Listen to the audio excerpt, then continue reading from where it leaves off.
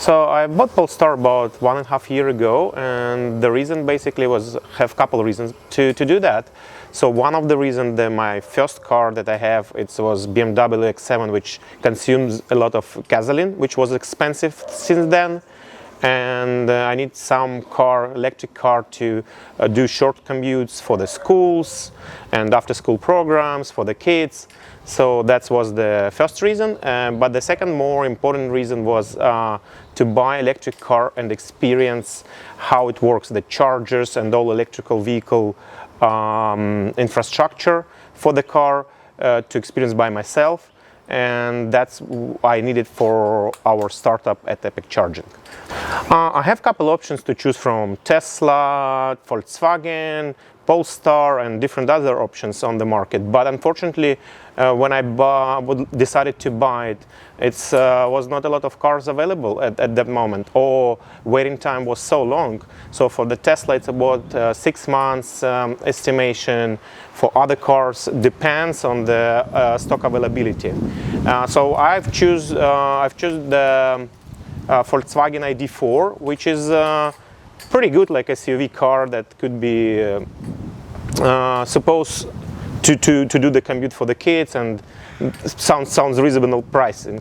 But you know that the dealership markup on this car was so huge that it doesn't make any sense to buy the electric vehicle. So Michael convinced me to go to check the Polestar, if they are available in stock or will be the price for this car. So it was like a kind of Tesla showroom with the Polestar, with the price is the same as a website price. So no additional markups, no additional fees. So I came to the Polestar, and basically in an hour or something like that, I bought the new car. And it takes about 3 weeks to deliver the car, which is, since then, at that time, it was so fast compared to other automakers at that moment. So you know that we live in the Bay Area, and it's a lot of Teslas here. So Tesla was not an option for me at the moment, and I tried to choose another cars that looks amazing. And the Polestar is basically that car that looks amazing on the road, and the exterior is amazing. Internally, it's much better quality than Tesla. Quality of materials is pretty good. It's not the same as Tesla. It's much better here. Sound system is pretty good compared to any probably gasoline cars. That's basic package with the sound system, and the basic package is really awful. But unfortunately, yeah, Polestar, the driving range is not so good as a Tesla. It's 250 miles on the full charge, which is definitely lower than if you use battery up to 80%. So I drove about 16,000 miles for 1.5 years, which is pretty amazing.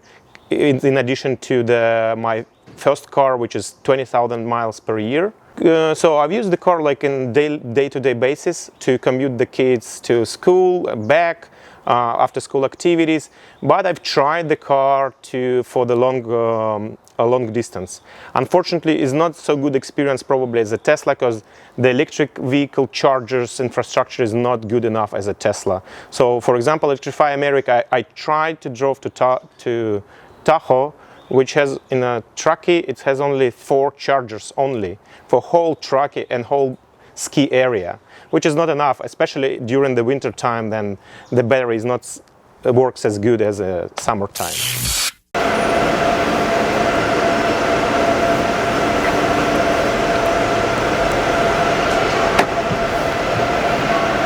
I have a plan with the Polestar that goes for 2 years, charging for free instead of 48 cents. And I could do like, to start the charger, I could try like that, but it's not always working, by the way. We could try. Nope. Oh, okay, let's see. Nope. Oh, yeah. Finally it works. By the way, it's a lot of chargers. It's a lot of chargers here, but it's the first time I'm charging on this one with the CHAdeMO connector as well. Let's see what the charge power will be here, because almost all the chargers gives only 35 kilowatt per hour, but it sets up to 150. I'm not sure that this one will give us full power. Let's see. Oh, yeah, it works. So this one gets like the maximum that Polestar could accept. So I'm always use like this Stanford Shopping Center with electrified chargers as my main point because it's close to my house. But unfortunately the line is so huge, especially on the weekends. So I'm trying mostly to charge late nights when everything is empty here, and the charger basically gives more power. Yeah, I use this car like every day. So me or my wife use it like on a daily basis. So me or her take the car to go to the shopping, kids, after school activities, all different types of things that it's require like a really short commute, 1, 2, 3, 4, or up to 10 miles, let's say. So a couple things that I don't like about the Polestar is mobile application, which is start works not so long ago. So when I bought it, it's not working at all. So I tried to connect mobile application for about 2 months, and I'm not the regular customer. I'm technical experienced customer that I can't connect the car and can't connect the application to the car. Right now it's much better. They've added like Apple Play to the car with Android Auto as well. So it's right now the multimedia system or entertainment system is pretty good. Sometimes it has experience with the software errors, let's say, or firmware, which is sometimes says that all sensors stop working at the moment, and I don't know, it could like takes like whole week to restore it back, even if you reboot the car or like turn it on and off, it's not working. Sometimes it happens, I don't know why. Right now I have an issue with the tire pressure sensor. All the tires are finally good, but it still shows me the error. So it's not so like a big deal, but sometimes it's not. You see some small issues with the firmware software. I use the Polestar lock every day as well for testing purposes for our startup at Epic Charging.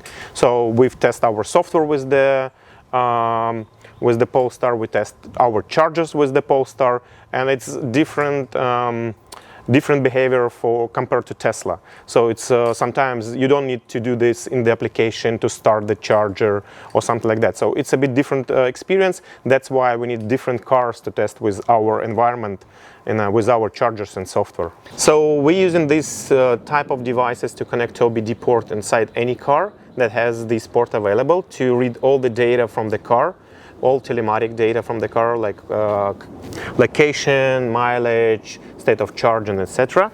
So I connected here. So this is connected one to my Polestar, which allow me to do all the things that I mentioned before, like handshake.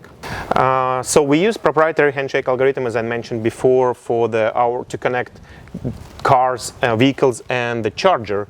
And basically, when you have one car, it's fine to have only one charger and one car. But once you have a fleet of different cars, different brands, it's hard to say which vehicle is connected to which charger. So we use our algorithm to determine which chargers connects to which vehicle. And we allow to limit the state of charge per vehicle.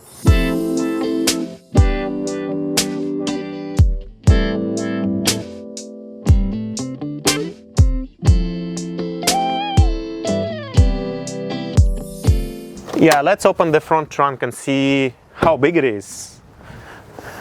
You'll be surprised how small it is compared to other electric vehicles. So I think you can't put even the small bag here. Probably if we remove the charging cable, which I'm not using at all, we will probably try to fit. But yeah, even you need a smaller bag to fit it in the front trunk. Unfortunately, I'm not using it all, because it's really, really small. But is this charging cable actually helpful? So are you using it? So this charging cable is only level 1, so I will never use it. It's too slow. This central part is from the old school vehicles, gasoline vehicles, which is required to do that. Here I don't understand why they did it. So it's a bit lower space than any electric vehicle car. Also, I don't like this central tunnel, rear seats. Yeah, and it's allow only to sit 2 people there instead of 3, as any other car with the flat floor. They have here they have lane control and so on. I think it's not so good as in other cars. I'm trying to compare to BMW, for example, which is the lane assist is much better. Here you still need to control the vehicle all the time and follow the road.